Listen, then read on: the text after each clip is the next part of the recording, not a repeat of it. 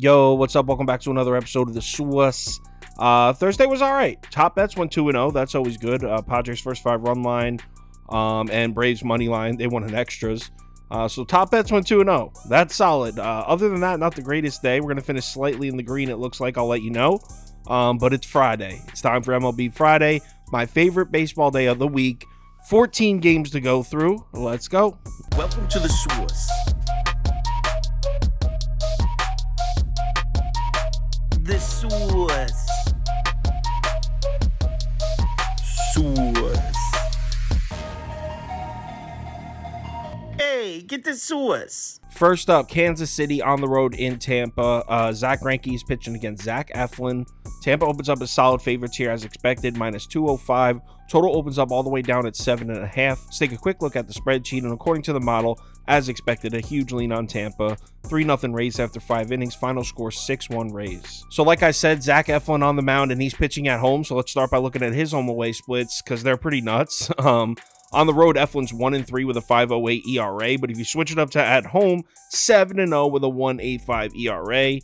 Zach Eflin at home this year has been a bet on pitcher. He's been dominant in Tampa Bay this whole season. Obviously, the Kansas City Royals lineup on paper aren't likely to be the ones to change that. Here are their numbers against right-handed pitching over the last 30 days. They're actually not as bad as you might think they are, but definitely not good either. 22nd in OPS, 20th in WRC+. And when you switch it up to look at the Royals' offensive numbers on the road, things get even worse. Kansas City drops down to 26 in OPS, 26 in WRC+. So like I said, nothing on paper indicates that Zach Eflin's dominance at home is going to stop here against the Royals. Pitching for Kansas City, we've got Zach Greinke, and that magic that he found in the month of May seems to be gone. He was pretty awful in April to start the season, but then he found something, put together a great month of May. He had an ERA down close to 2 for the entire month, but now things are back up. Business is back as usual for Zach Greinke. He's really getting hit up in the month of June. Look at these numbers from Greinke in his 3 June starts: a 7.53 ERA, a 5.79 FIP. I mean, the wheels seem to have fallen off the wagon for this man, and on the road in Tampa Bay, this doesn't really seem to be the recipe for a bounce back for Zach Greinke here. So let's pull up some Rays offensive numbers, and if you look at the left side of this chart, you'll see that the Tampa Bats have cooled down a bit against right-handed pitching, probably not as good as you may have thought they'd be. On the last 30 days, 9th in WRC+ and just 15th in OPS. But if you look at the right side of the chart, those are Tampa Bay's offensive numbers at home in the last 30 days. And this is still an elite lineup at home. Maybe not as dominant as they were back in May, but April and May, I should say. But I mean, 3rd and 4th in WRC+ and OPS. So this is still an elite lineup at home. I think it's safe to say that Zach Greinke's in some trouble here. So a clear-cut dominant advantage for Tampa Bay in the first 5 innings. And then when we take a look at the bullpen numbers, we find ourselves even leaning harder towards Tampa Bay here. In the last 14 days, you can see a pretty serious advantage for the Rays in the bullpen department as well. I hate laying the 1.5 with the home team, but I truly might hit Tampa here. I'm leaning Rays minus 1.5. Either that or I might play the Kansas City team total under. I'll let you know on the live show, which will be at 4 p.m. Eastern time next game. Braves at Reds. AJ Smith-Shawver pitching against Luke Weaver. Braves open up as road favorites here, minus 140. Total opens up all the way up at 11.5. Let's take a quick look at the spreadsheet. According to the model, we got a heavy lean on Atlanta here. 5-0 Braves after 5 innings. Final score 7-2 Braves. So can the young gun AJ Smith-Shawver produce against this Reds lineup? Well, here are the Cincinnati numbers against right-handed pitching over the last 14 days. Maybe not as good as you expected, just 8th in OPS and 15th in WRC+. You'd think for a team that's won 11 straight games that you'd see some better numbers than that, but not really. Average to slightly above average numbers against right-handed pitching in the last 14 days. But here's where it gets interesting. Check this out. Look at this list here. These are the last 10 righty starters to pitch against the Reds. Are there any threatening names on this list? Seriously, Jake Bird, Noah Davis, Ronel Blanco, Brandon Bielak, JP France, Jordan Lyles, Zach Greinke, Adam Wainwright, Miles Michaelis, and Noah Syndergaard. There isn't a single player on that whole list. I'm ready to call bullshit on this Reds lineup.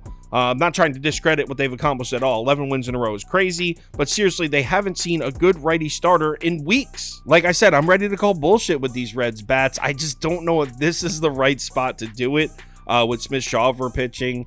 He's made 3 career appearances, 2 starts, and an appearance out of the bullpen.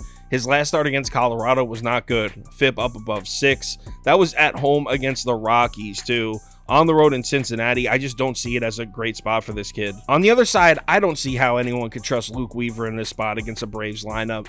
Here are his last 10 starts. It kind of seemed like he figured it out a little. If you look, there's a few starts in the middle of this chart where it looks like, Luke Weaver figured it out, but maybe it was just because he pitched against the Marlins and Cardinals. More importantly, look at his last 4 starts. The FIP is all the way up, hovering around 6 consistently. And again, he's pitching against the Braves. Do I even need to bring these numbers up? I mean, I'm sure you all already know how dominant the Braves lineup has been. Here are their numbers against right-handed pitching over the last 14 days. First in every single category. In the last 14 days, they're batting .317 as a team against right-handed pitching. I just don't think there's much hope for Luke Weaver here. We do have to acknowledge that the Braves are coming off a 10-inning game, big win over the Phillies, the division rival yesterday. Is that enough for me to fade them, though? No. I'm going to play Atlanta in some way. I don't know if I'm going to lay the 1.5. Maybe I'll lay the juice with the money line, maybe even a team total. Haven't really decided yet. I know that I won't be playing the Reds here, that's for sure. I'll let you know what my final bet is on the live show next game. Pirates at Marlins. Luis Ortiz pitching against Jesus Luzardo. Marlins open up as pretty heavy favorites here, -185. Total opens up at 7.5. Let's take a quick look at the spreadsheet. And according to the model, we got to lean on the fish. 4-2 Marlins after 5 innings. Final score 6-4 Marlins. So Luis Ortiz is pitching, and here's a chart of his 8 starts on the season. And at first glance, it may look like his last start at Milwaukee was a good game for him. It wasn't. He didn't even make it through the 5th inning, and he gave up 4 hits and 3 walks in that game. Not good at all. In fact, Luis Ortiz on the road has basically been a liability this whole season. Sure, the 4.30 ERA in his road starts doesn't look that bad, but the 5.50 FIP and the 1.94 WHIP is terrible. 1.94, you cannot keep giving up base runners like that. I mean, this is going to catch up on him. There's a lot of negative regression around the corner for Luis Ortiz, specifically in his road starts. Now, I know the Miami Marlins offensive numbers against right-handed pitching recently are definitely not threatening. 21st in OPS, 18th in WRC+. That's in the last 14 days. But we just saw the Milwaukee Brewers lineup give Ortiz some problems. In fact, all 3 of his last starts were all bad. Against the Brewers, Cubs, and the A's. These are the lineups that Luis Ortiz has been struggling with. And yeah, maybe the Marlins aren't hitting righties per se, but look at the Marlins numbers specifically at home in their last 30 days. This has been a top 10 lineup at home for a month now. I think it's safe to say the Marlins are going to score runs off Luis Ortiz in this game. On the mound for Miami, we have Mr. Luzardo. This guy's been a bit of a mystery for me. I mean, every time I think I have him figured out, he surprises us again. His home away splits are worth noting. 5.45 ERA on the road. It drops to a 3.04 at home. Definitely a significant drop there. He's definitely performed better at home, without a doubt. That being said, I don't believe Luzardo's the type of guy that you can just blindly bet at home. I mean, look at his home starts on this chart here. This is in order this season. He started off the season with 2 excellent home starts against the Mets and the Twins. Those are kind of skewing his overall all season numbers, because if you look since then, really hasn't been that great at all. He really just pitches well against bad lineups and struggles against good lineups. And you may be thinking, oh, well, that's good news. He's pitching against the Pirates. That's a bad lineup. Well, actually, the Pirates have some sneaky good numbers against lefties recently. I had to triple check this because I didn't believe it. In the last 14 days against left-handed pitching, Pittsburgh is 7th in OPS and 6th in WRC+. Remember, the Pirates completely rocked Drew Smyly last week. But after that, Drew Smyly came back and shut them down. Wade Miley, another lefty, also had a great start against the Pirates as well. That was last week, or that was just 4 or 5 days ago, actually. So despite the Pirates having cool-looking numbers against lefties, I don't have a ton of faith in them to hit off Luzardo here in Miami. This is another game where I like the favorite, but I hate the price. I'll probably pair Marlins money line with another favorite that I like, possibly the Braves. I'll let you know on the live show tomorrow. Next game. Twins at Tigers. Kenta Maeda against Joey Wentz. Minnesota opens up as favorites here, -130. Total opens up at 8. Let's take a quick look at the spreadsheet. After 5 innings, we're looking at a 3-3 tie. Final score 5-4 Detroit. So Joey Wentz pitched a great game. Does that mean we just erase everything else we've seen from him this year? I mean, look at this chart. Most of his data doesn't even fit on it because it cuts off at 10. Detroit is just 1-5 in Joey Wentz's last 6 starts. There's several negative talking points when it comes to Joey Wentz this season. That being said, here are Joey Wentz's last 4 home starts. 6.46 ERA and a 1.70 WHIP. Sure, looking right on par for Joey Wentz, but notice the 380 BABIP and the 321 FIP. Those indicate that this dude has gotten zero help defensively in these last 4 home starts. BABIP means the batting average of balls in play. So just to give you an idea of how high 380 is, Jack Flaherty currently leads Major League Baseball with a 356. That's amongst qualified starters, obviously. Now, some of the reason for that might be the baseball getting hit hard as hell, but some of that is also just blind bad luck, ball just going to the spots where fielders aren't, and a super low FIP indicates that he's getting no help from his defenders behind him recently. Here are Joey Wentz's numbers from his start last week on the road in Minnesota against this same Twins team. 6 innings pitched, 2 hits, 1 walk, 2 earned runs. Absolute excellent start. Now, I know counting on Joey Wentz to pitch back-to-back good games against the same lineup may seem kind of crazy, but keep in mind, Joey Wentz was good last year.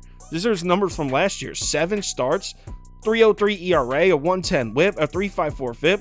He was a solid pitcher last year. I know 7 starts isn't a crazy sample size, but he was good. And here's where it gets crazier. Of those 7 starts last year, 2 of them were against the Twins. So Joey Wentz, in his career, has only made 21 career starts, 4 of them against Minnesota, and he owns this team. These are his lifetime numbers against the Minnesota Twins. A 1.23 ERA, a 1.50 WOBA, an 0.68 WHIP, and a 1.88 FIP. Absolutely elite numbers in his 4 career starts against Minnesota. Look at the Twins bats lifetime against Joey Wentz. They're just 4 of 32. That's a 125 average, a 188 slugging percentage, and a 388 OPS. Joey Wentz owns this Twins lineup. And it's not just Joey Wentz that's giving the Twins problems right now. It's anyone that throws with their left hand. Look at the Twins' numbers against lefties in the last 14 days. I mean, dead last in average, dead last in OPS, 28th in WRC+. And the more I look at this game, the more I like it for the Tigers. Kenta Maeda is making his first start since April, and he didn't look good in April. He was off to a pretty bad start this season before he got injured. His first start back from injury. He's on the road pitching against the Tigers lineup that all of a sudden is hitting right-handed pitching. Here are the Tigers' numbers against righties over the last 14 days. 9th in isolated power, 9th in OPS, 12th in WRC+. Tigers are starting to hit righties a little bit. And then let's take a look at the bullpens, and again, another lean for the Tigers here. Detroit's bullpen is top 10 in ERA, WOBA, WHIP, and FIP in the last 14 days. And on the fact that Detroit had the day off and the Twins just played Boston yesterday and had to travel, how do we not bet the Tigers here? Give me Detroit moneyline plus 120 next game. Mets at Phillies. Kodai Senga pitching against Taijuan Walker. This one opens up as a pick'em, minus 110 across the board. Total opens up at 9.5. Let's take a quick look at the spreadsheet, and we have no lean at all as far as a side. 2-2 tie after 5 innings, 9 inning score, 4-4. So I really don't know what to think of Kodai Senga right now. His production is completely flip-flopped. If you rewind a month, you could count on Kodai Senga to deliver at home and choke on the road. It was pretty consistent, but he's actually coming off back-to-back shitty home starts and a flawless start on the road. The good news for Kodai Senga and Mets fans in this spot is he already pitched against the Phillies this season. It was just a couple weeks ago, like 3 or 4 weeks ago. He absolutely dominated this lineup. It was his best start of the season. It was on May 30th. 7 innings pitched, just 1 hit. No walks, no runs. They could not touch this dude. And it's not like the Phillies bats have gotten hot against righties since then. Sure, they've won a bunch of games. They won like 13-4 in the 17-game stretch. Good for them. But these numbers aren't scaring me against right-handed pitching. 13th in OPS, 16th in WRC+, pretty middle of the pack numbers there. And then look at the last 3 righty starters to pitch against this Phillies lineup. James Kapp, 5 1/3 innings, 1 run. Spencer Strider, 6 innings, 1 run. Bryce Elder, 7 innings, no runs. Phillies bats might be on their way back to that huge slump they were in about a month ago. I really like the spot for Kodai. I think Senga's going to pitch a good game here. Now, the Phillies have Taijuan Walker pitching, and they're at home in Philadelphia, which is a great start for him. Here are his home-away splits on the season. 2.25 ERA, 3.84 FIP. Great numbers at home. It's over 3 runs lower than his ERA on the road. And this has been the case with him for multiple seasons, so this is pretty on par for him. Not only is he at home, where he's been better for multiple seasons, but Walker's also red hot right now. Look at the numbers from his last 3 starts. 3-0, 0.45 ERA, 0.80 WHIP. He is dealing right now. At home against a Mets lineup, you'd think this would be a spot for him to continue his hot streak. But here's the kicker. Look at who he's pitched against recently. Sure, he's got great numbers in his last 3 starts. They were against Oakland, an ice-cold Dodgers lineup, and Detroit a couple weeks back before they started hitting. So maybe the Mets lineup doesn't scare you, but you can make an argument that it's the toughest lineup Taijuan Walker's seen in a few weeks. Add on the fact that the New York Metropolitans own the Phillies. They own this franchise. The Mets are 17-5 in their last 22 games against the Phillies, including 4 straight wins. Of course I'm on the Mets. Give me the Mets money line plus 100 next game. Rangers at Yankees. Dane Dunning pitching against Luis Severino. Yanks open up as minus 130 favorites. There's no total open for this one yet, which is weird. Let's take a quick look at the spreadsheet. According to the model, we got to lean on the Rangers. 4-2 Texas after 5 innings. Final score 6-3 Texas. I'm skipping this one for now. A lot of times when they're slow to open up the line or the total, it indicates that there's going to be a starting pitching change. So I'll have a pick for this one on the live show at 4 p.m., but I got nothing right now. Next game. Mariners at Orioles. Logan Gilbert pitching against Kyle Gibson. Baltimore opens up as very slight favorites here, minus 115, and the total opens up at 8. Let's take a quick look at the spreadsheet. And according to the model, we got to lean on the O's. 3-2 Baltimore after 5 innings. Final score 5-3 Baltimore. So like I said, Logan Gilbert's pitching, and let's take a look at his last 3 starts. 5.28 ERA, 143 WHIP, 5.56 FIP. Not the greatest, but let's take into consideration that 2 of those starts were at San Diego and at LA to play the Angels. So I'm not willing to declare him in any kind of slump going through a pair of starts like that. He actually pitched really well against the Padres anyway. His last start at home against the White Sox is a bit concerning. Chicago was able to get to him a bit. But to be honest, it's not Logan Gilbert that makes me nervous here for Seattle. It's the Baltimore lineup. Look at the Orioles bats against right-handed pitching in the last 14 days. These bats have caught fire. 2nd in OPS, 2nd in WRC+, 3rd in isolated power. Baltimore's offense is producing like it was back in April. I don't see any reason to doubt the Orioles scoring runs in the first half of the game on Logan Gilbert. So basically, if we think Kyle Gibson can throw a decent game, at a pick-em price, we got to take the O's money line. And looking at Kyle Gibson's last 3 starts, these are some decent-looking numbers. 4.15 ERA, 110 WHIP. But again, we got to look at this just like we looked at the Taijuan Walker 3-start sample size. Pitched against the Cubs, the Brewers, and the Royals.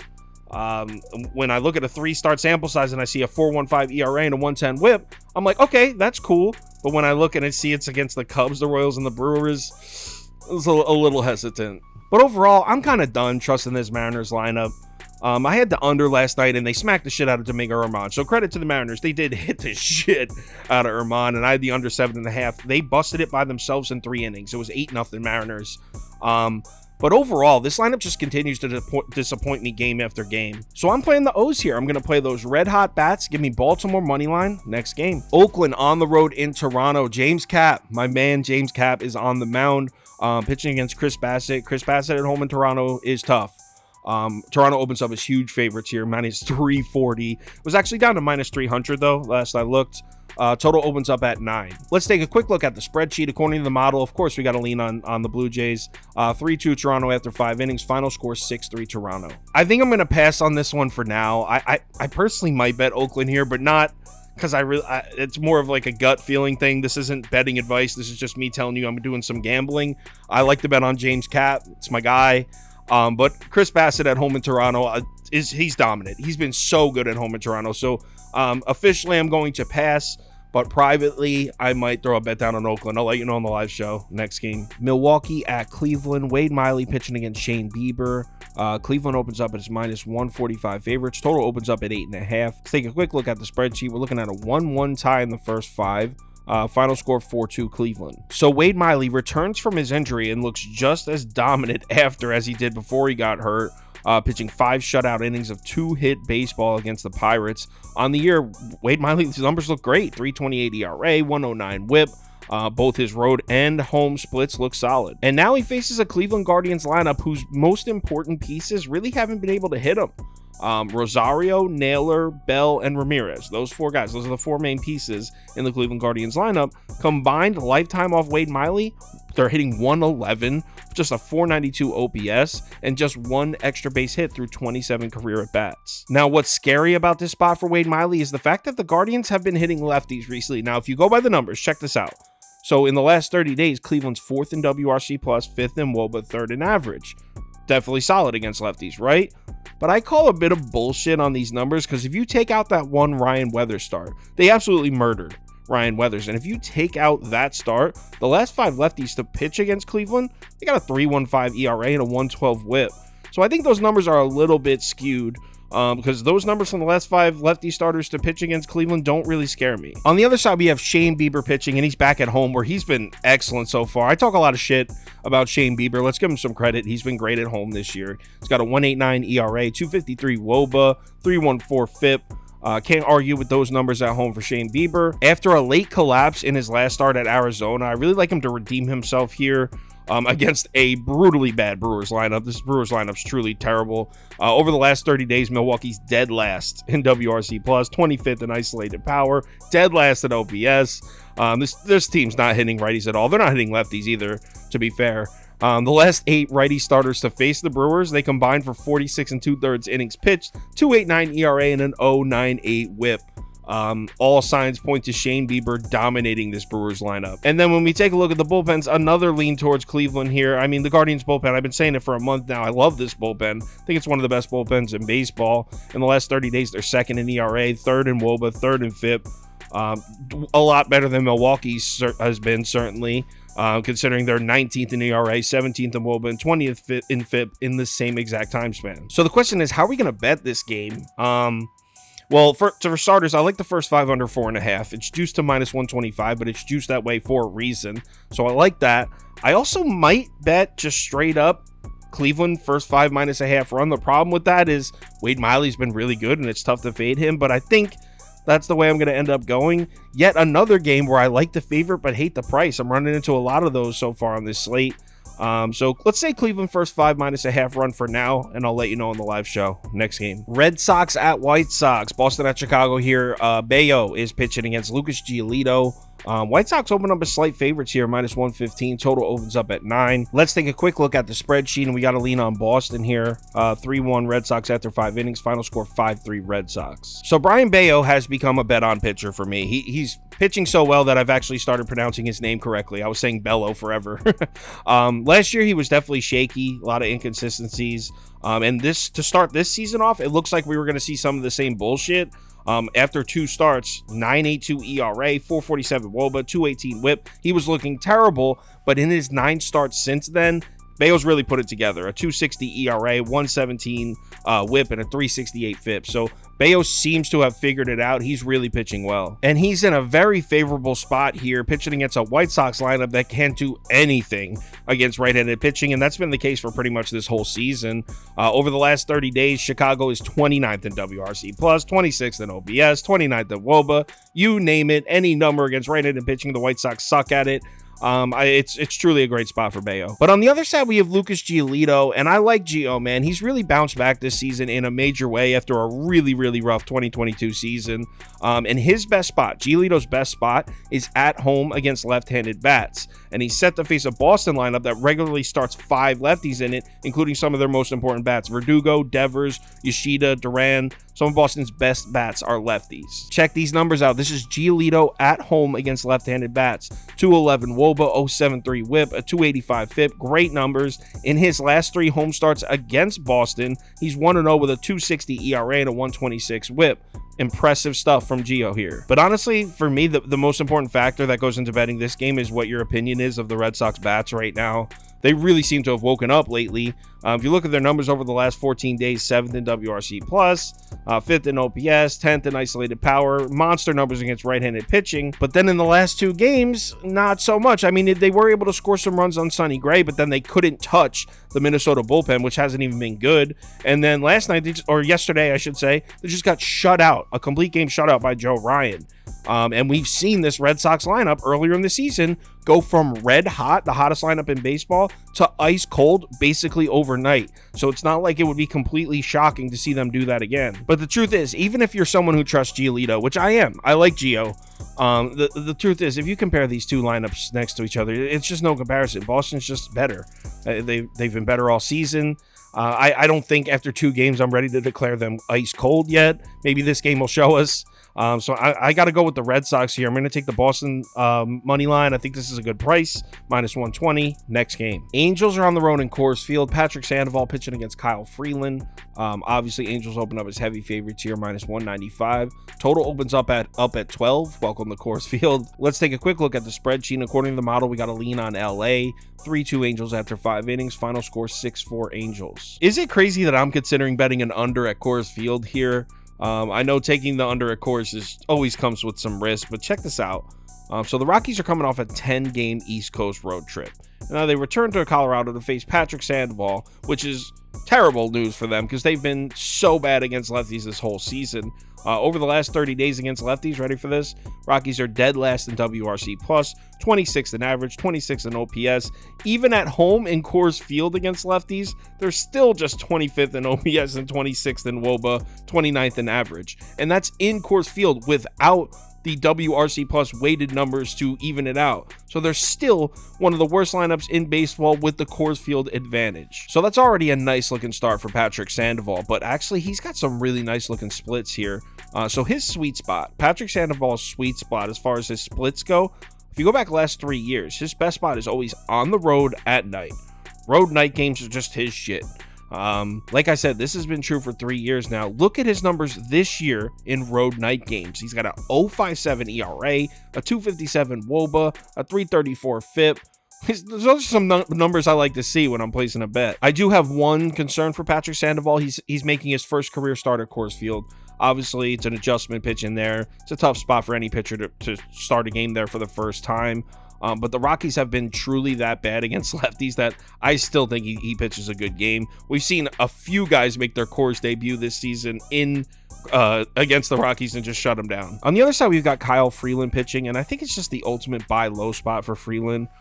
3 of his last 4 starts are on the road, and you can see from his splits here, we're talking night and day difference between his numbers on the road and at home. On the road, he's rocking with a 5.92 ERA, a 6.14 FIP.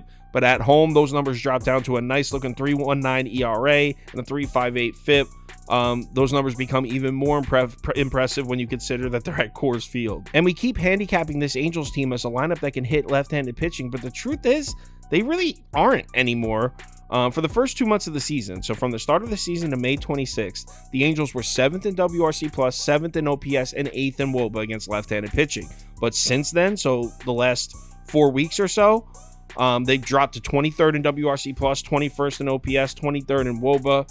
So, I mean, a big difference. The Angels are not hitting left-handed pitching like they were earlier in the season. The last 6 lefty starters to face the Angels, they combined for 33 innings pitched, 1.36 ERA, a 1.30 WHIP. I think Kyle Freeland, the ace of Colorado, back home in Coors Field where he's comfortable, where he's putting up good numbers, I think he can pitch a great game against the Angels here. I'm not going to touch the full game because I don't want anything to do with the Rockies bullpen against this Angels lineup. I could see that getting ugly, but as far as the first 5, total set at 6.5 and an even -110. So I'm going to play the under. Give me first 5 under 6.5 next game. Nats at Padres. Patrick Corbin pitching against Joe Musgrove. San Diego opens up as heavy favorites here, -315. Total opens up at 8.5. Let's take a quick look at the spreadsheet, and we got a huge lean on San Diego here. 5-2 Padres after 5 innings. Final score 7-4 Padres. So my man Patrick Corbin started off the season looking like a changed man. Through his first 10 starts, he had a 4.47 ERA, a 1.38 WHIP, 4.45 FIP, all dramatically better than his numbers back in 2022. But over the last 5 starts, we're seeing him return back to the old Pat Corbin. 5.72 ERA and a 5.85 FIP. It's a tough sell, and it gets even worse considering this is a road start for him. His splits dating back multiple years have always been worse on the road. 5.40 ERA and a 6.91 FIP on the road this year. It's, again, a tough sell. And now he's got to pitch against the Padres lineup that's had success against Corbin over their career. Through 77 career bats, the Padres combined have a 928 OPS, and they're batting 325 off Corbin. And it only gets even worse when you consider how well the Padres have been hitting lefties recently. Over the last 30 days, they're 2nd in WRC+, 2nd in isolated power. Padres have caught fire against lefties. I mean, we saw what they just did to Alex Wood. They embarrassed him. To make matters even worse for the Nationals, Joe Musgrove's on the mound, and this man seems to have just found his groove. Through his first 5 starts back from injury, he was looking terrible. 6.75 ERA, 5.82 FIP. Now, only part of that was shaking off the rust from being hurt. The other part was that those numbers are completely skewed by that stupid-ass Mexico City start. I don't even know why they did that. But regardless, in his last 5 starts, he's all the way back. He's got a 2.15 ERA and a 2.97 FIP in his last 5 starts. Musgrove's dealing right now, and I don't see any reason to think that changes here against the Nationals lineup that he's owned in his career. Through 34 career bats, the Nats bats combined are hitting just 205 off Musgrove with a 500 OPS. Of the 7 career hits that he's allowed to the Washington Nationals, only 1 went for extra bases. And the Nats bats have also just cooled down. Over the last 30 days versus righties, Washington's just 22nd in WRC+, 21st in WOBA, 20th in OPS. If you remember, about a month ago, the Nats were showing signs of life.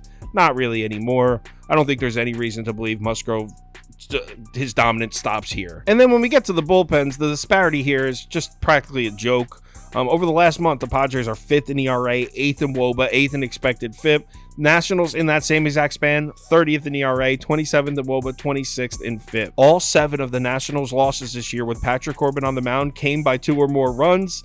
The 27 of the last 30 Padres wins have come by 2 or more runs. So I'm actually down to lay the 1.5 here. I'm going to take San Diego minus 1.5 at minus 118. I think it's good value. Next game, Astros at Dodgers. JP France pitching against Emmett Sheehan. Dodgers open up as minus 150 favorites. Total opens up at 8.5. Let's take a quick look at the spreadsheet. And according to the model, we got to lean on LA. 2-0 Dodgers after 5 innings. Final score 4-2 Dodgers. Where do we even start with this one? I mean, the way these two teams have been playing. So JP France is on the mound for Houston. Now, you would think a rookie starting pitcher heading into Dodger Stadium would be a nightmare, but I mean, the data actually tells us that he could have some success in this spot. First of all, he's been great on the road this year. JP France has a 1.88 ERA and a 3.78 FIP in his road starts, all significantly better than his numbers at home. So that's an encouraging start. And then obviously, it certainly doesn't help JP France's cause that the Dodgers have been struggling offensively. In their last 4 games, they've scored a combined 7 runs in their last 4 games, and they've really been struggling against right-handed pitching. Over the last 14 days, the Dodgers are 22nd in WRC+, 27th in isolated power, 23rd in OPS. The last 7 righty starters to pitch against the Dodgers, they own a combined 35 innings pitched, 2.31 ERA, and a 1.20 WHIP. Righty starters are having no problems throwing great games against the Dodgers right now. The Dodgers offense is really struggling right now, and we don't even know if Max Muncy's going to be back from injury. I think there's enough data here, there's enough signs that point to JP France pitching a good game in Dodger Stadium. On the other side, we got this kid, Emmett. He looked excellent in his first major league start against a Giants offense that's been producing at an insane rate recently, so props to him. He threw 6 shutout innings of no-hit baseball. He threw a 6-inning no-hitter. And based on his numbers in the minor leagues, it shouldn't be that shocking because he was dominant. He had a 1.86 ERA and an 0.88 WHIP. 0.88 WHIP as a Tulsa Driller this year, which is his AA squad. So you think against an Astros lineup that's really been struggling recently that he would pitch well again? Well, actually, we're starting to see signs of life from the Astros bat, specifically in that Mets series. The last 6 righty starters to pitch against the Astros, 5.14 ERA, 1.37 WHIP. Not elite numbers, but certainly not where it was a week and a half ago. I think the Houston bats are slowly coming back to life here. Personally, I don't know how much faith I have in either of these teams right now, and I don't know how much faith I have in either of these starting pitchers. So this is most likely a pass for me, but there's a chance if I'm going to place a bet, it's going to be on the Astros. I would take whoever's at plus money here, because it feels a bit like a coin flip. And if you can get a coin flip at plus 126 odds, you take it every single time. So let's say Houston moneyline plus 126. Next game, D-backs at Giants. This is going to be a good series this weekend. Zach Davies pitching against Logan Webb. It's in San Francisco, by the way. Giants open up as minus 175 favorites. Still no total open yet, which concerns me. Let's take a quick look at the spreadsheet. According to the model, we got a 3-3 tie after 5 innings. Final score 5-4 Giants. I'm going to pass on this one for now because the total's not open, and sometimes that indicates that we're going to see a starting pitching change. Also, I really want to see what this line does. I'm surprised it opened that heavy. I know the Giants have been hot, but this is a division rivalry. The D-backs have been good too, so I want to see what the line does. I will definitely have a bet for this one on the live show tomorrow at 4 p.m. If there's any major changes with any of the bets I gave out in this video, I'll let you know on Twitter, so give me a follow there if you're interested. Like I said, the live show, 4 p.m. Eastern time. It's me, Toast, and Prop Beaver. Prop Beaver's making his grand return to the show. That we'll go through all 14 games, I'm sorry. We'll cover the line movement. We'll make our final decisions. If you're able to make it, we'd love to see you in the comments. Also, if you want the final tickets we give out that has our top bets, parlay of the day, that kind of stuff, head over to KyleKirms.com. Friday MLB, always a good one. Friday night baseball is the best. Remember to bet responsibly, and I will talk to you on Twitter.